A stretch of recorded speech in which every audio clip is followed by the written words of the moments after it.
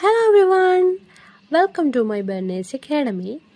OET പഠിക്കുന്ന എൻ്റെ എല്ലാ കൂട്ടുകാർക്കുമുള്ള ഒരു ഇൻഫോർമേറ്റീവ് വീഡിയോയുമായിട്ടാണ് ഞാനിന്നിവിടെ എത്തിയിരിക്കുന്നത്.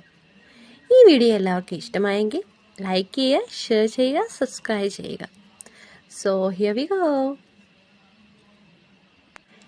സോ നമുക്ക് നമ്മുടെ ക്ലാസ്സിലേക്ക് കിടക്കാം. OET റീഡിംഗ് എന്ന് കേൾക്കുമ്പോഴേ നമുക്കെല്ലാവർക്കും ചെറിയൊരു പേടി തോന്നാറുണ്ടല്ലേ, എസ്പെഷ്യലി നമ്മുടെ പാർട്ട് എ. ഒട്ടും പേടിക്കണ്ട, നമുക്ക് നല്ല കരുതലോടെ ചെയ്താൽ ഏറ്റവും ഈസി ആയിട്ട് സ്കോർ ചെയ്യാൻ പറ്റുന്നൊരു പാർട്ടാണ് നമ്മുടെ part A. Okay, so part എയിൽ പലപ്പോഴും നമ്മുടെ സ്കോർ കളയുന്നൊരു വില്ലനാണ്, അല്ലെങ്കിൽ സ്കോർ കളയുന്നൊരു ഏരിയയാണ് മിനിമം മാക്സിമം. സോ നമുക്ക് മിനിമം മാക്സിമം എങ്ങനെയാണ് ആൻസർ ചെയ്യേണ്ടതെന്ന് നോക്കാം. For instance, what is the minimum dose of aspirin that can be given to an adult എന്നൊരു ക്വസ്റ്റ്യൻ നമുക്ക് വന്നിരിക്കുകയാണെന്ന് വിചാരിക്കാം. നമ്മുടെ പാരഗ്രാഫിൽ കൊടുത്തിരിക്കുന്നത് 10 to 20 mg എന്നാണെന്ന് വിചാരിക്കുക. സോ നമ്മളെല്ലാവരും ആൻസർ ചെയ്യുമ്പോൾ കോപ്പി പേസ്റ്റ് ചെയ്യാറുണ്ട്, 10 mg to 20 mg എന്ന് എഴുതാറുണ്ട്.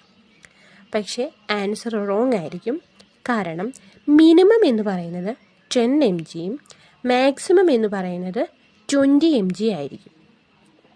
അതായത് മിനിമം നമ്മൾ അപ്പർ ഡിജിറ്റായിട്ടും മാക്സിമം നമ്മൾ ലോവർ ഡിജിറ്റായിട്ടാണ് എടുക്കുന്നത്. സോ ഇനി നിങ്ങൾ എക്സാം എഴുതുന്ന സമയത്തോ അല്ലെങ്കിൽ പ്രാക്ടീസ് ചെയ്യുന്ന സമയത്തോ ഇങ്ങനെയൊരു ക്വസ്റ്റ്യൻ വന്നു കഴിഞ്ഞ് കഴിഞ്ഞാൽ ഉറപ്പായിട്ടും നിങ്ങൾ തെറ്റിക്കാതെ എഴുതണം. ഇതാണ് മിനിമം ആൻഡ് മാക്സിമം ആൻസർ നമ്മൾ ചെയ്യേണ്ടത്. ഇത് പലപ്പോഴും എല്ലാവർക്കും തെറ്റിപ്പോകുന്നൊരു ഫാക്ടറാണ്. അതുകൊണ്ടാണ് എടുത്തു പറഞ്ഞത്. 10 mg എന്ന് പറയുന്നത് മിനിമം, 20 mg എന്ന് പറയുന്നത് മാക്സിമം ആയിരിക്കും. കോപ്പി പേസ്റ്റ് ചെയ്യുമ്പോൾ എല്ലാവരും ശ്രദ്ധിക്കും.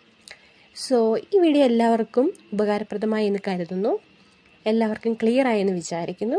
ഇങ്ങനെയുള്ള ഇൻഫോർമേറ്റീവ് വീഡിയോസിനും ക്ലാസ്സുകൾക്കുമായി join to our family. Thank you so much for everyone. Have a blessed day.